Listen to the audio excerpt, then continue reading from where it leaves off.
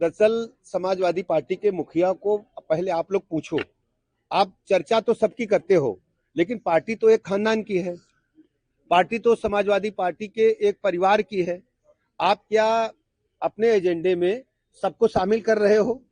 उनका इरादा सिर्फ प्रदेश को लूटने का है। सत्ता आए कैसे भी, प्रदेश में किस तरीके से सरकारी संसाधनों की लूट हो, गुंडे बदमाश माफिया लुच्चे लफंगे सत्ता के संरक्षण में पले, ये समाजवादी पार्टी की चाहत है। वो प्रदेश के लोग कभी भी उन्हें स्वीकार नहीं करेंगे। जब जब सपा सत्ता में रही है, तब तब प्रदेश में गुंडे बदमाशों का राज रहा है, उनका बोलबाला रहा है। आज प्रदेश इंफ्रास्ट्रक्चर से के लाइन ऑर्डर तक नंबर 1 पर है। निवेश के लिए बेहतर डेस्टिनेशन बना है।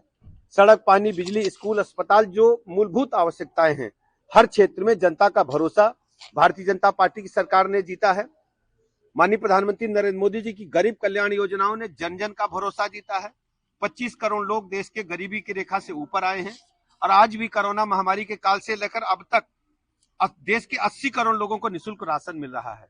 समाजवादी पार्टी के मुखिया अच्छी तरह जानते हैं उनकी दाल गलने वाली नहीं है, इसलिए वो दूसरे का नाम का सहारा लेकर, दूसरे के जाति का सहारा लेकर चुनाव की वैतरणी पार करना चाहते हैं, जो उनका सपना कभी पूरा नहीं होगा।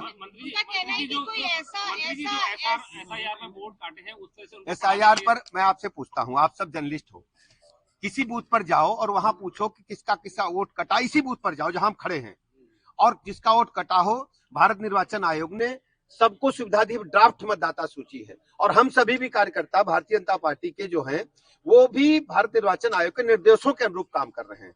कहीं कोई गड़बड़ी नहीं है। उनको पता है बिहार की तरह जैसे आरजेडी के जंगल राज को बिहार की जनता ने नकार दिया, ऐसे ही सपा के गुंडा राज को उत्तर प्रदेश जनता 27 में नकार देगी। इस वजह से संभावित हार को देख करके अपनी फेस सेविंग के लिए अभी से वो बयानबाजी प्रारंभ की। बीजेपी कोई ऐसा कानून लाएगी जो आपके सारे अधिकार छीन लेगी? देखिए, वो इस प्रकार की बयानबाजी को उनसे पूछो। ये जो समाजवादी पार्टी के गुंडे खुलेआम बरेली में हत्याएं करते थे, खुलेआम प्लाट मकान दुकान कब्जा करते थे, नारा लगाते थे समाजवादी पार्टी का नारा है खाली प्लाट हमारा है। उनके पास दूसरा कोई एजेंडा है गुंडे माफिया छोड़ करके, दंगे छोड़ करके? उनको जवाब देना चाहिए प्रदेश की जनता को।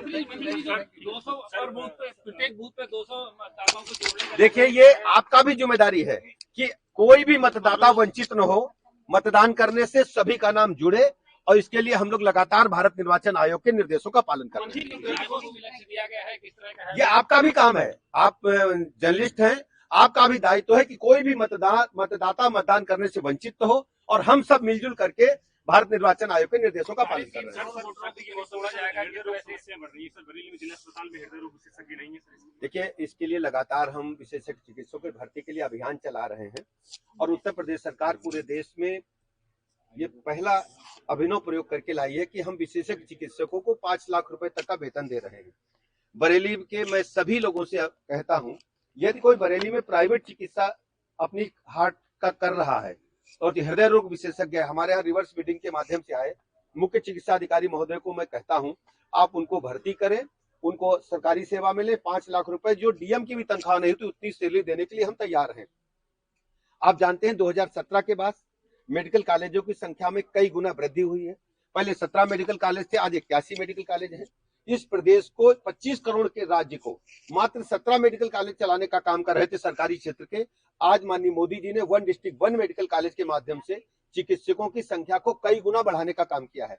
शीघ्र ही आप देखेंगे कि आपको सभी विधाओं के चिकित्सक उपलब्ध होंगे। इसके लिए विशेष रूप से उत्तर प्रदेश सरकार ने लोक सेवा आयोग से चिकित्सा व्यवस्था के पदों को निकाल करके चिकित्सा संवर्ग के लिए अलग से आयोग का गठन किया है। हम अभी पिछले महीने जो कैबिनेट हुई तो उसमें हमने स्वीकृति पा ली है।